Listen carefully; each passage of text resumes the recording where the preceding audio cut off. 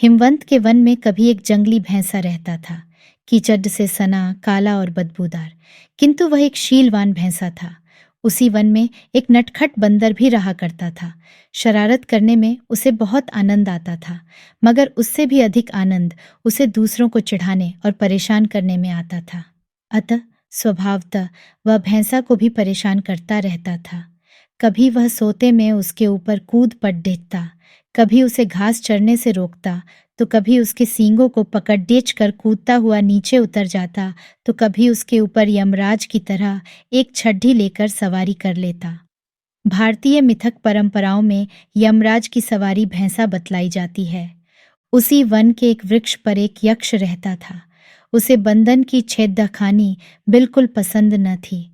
उसने कई बार बंदर को दंडित करने के लिए भैंसा को प्रेरित किया, क्योंकि वह बलवान और बलिष्ठ भी था।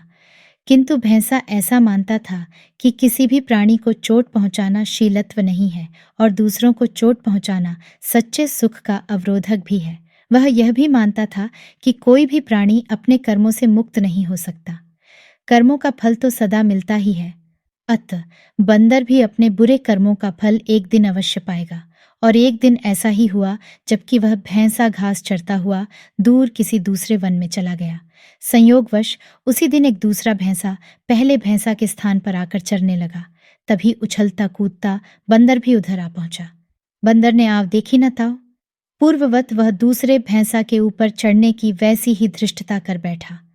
किंतु दूसरे भैंसा ने बंदर की शरारत को सहन नहीं किया और उसी तत्काल जमीन पर पटक कर उसकी छाती में सींग घुसे दधा दिए और पैरों से उसे रौंद डाला। क्षण मात्र में ही बंदर के प्राण पखेरु उड़ गए।